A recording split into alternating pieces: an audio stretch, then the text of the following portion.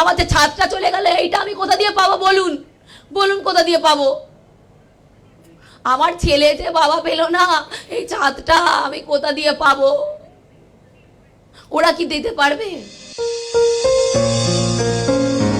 গত শুক্রবার এবিপি আনন্দর ঘণ্টাখানেক সঙ্গে সুমন অনুষ্ঠানে এভাবেই ভেঙে পড়েন সদ্য স্বামীহারা রুবি রায়। ক্ষোভ উগরে দেন অ্যাপোলো হাসপাতাল কর্তৃপক্ষের বিরুদ্ধে। সেই অনুষ্ঠান দেখার পরই মৃত সঞ্জয় রায়ের পরিবারকে সাহায্যের হাত বাড়িয়ে দেন টেকনো ইন্ডিয়ার কর্ণধার সত্যম রায়চৌধুরী। এবিপি আনন্দে এটাকে আমি দেখছিলাম, তারপরে দেখলাম যে ওই ভদ্রমহিলা সঞ্জয়ের যে স্ত্রী রুবি রয় বাচ্চাটিকে নিয়ে এবিপি আনন্দের পর্দায় ডানকুনিতে উনি থাকেন। তো উনি কাছাকাছি যে স্কুলে হবে সেই স্কুলে কোনো একটা পজিশনে ওকে আমি জব অফার করতে পারি। মঙ্গলবার রুবি রায় ডানকুনির বাড়িতে পৌঁছে গেল সেই চিঠি। প্রতিনিধি মারফত চিঠি পাঠালেন টেকনো ইন্ডিয়ার কর্ণধার। একই চিঠিতে রুবি রায়কে চাকরির প্রস্তাব এবং তার সন্তানের পড়াশোনার দায়িত্ব নেওয়ার আশ্বাস। টেকনো ইন্ডিয়ার কর্ণধারকে ধন্যবাদ জানিয়েছেন মৃতের স্ত্রী।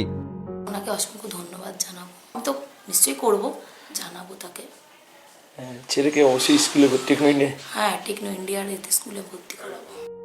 হাজার চেষ্টা করেছিলেন স্বামীকে বাঁচাতে। হাসপাতালে বিল মেটাতে জমা দিয়েছিলেন ফিক্সড ডিপোজিটের সার্টিফিকেট, কিন্তু বাঁচানো যায়নি সঞ্জয়কে। নতুন করে লড়াই শুরু সদ্য স্বামীহারা এক তরুণীর। সৌরভ বন্দ্যোপাধ্যায়, এবিপি আনন্দ, হুগলি।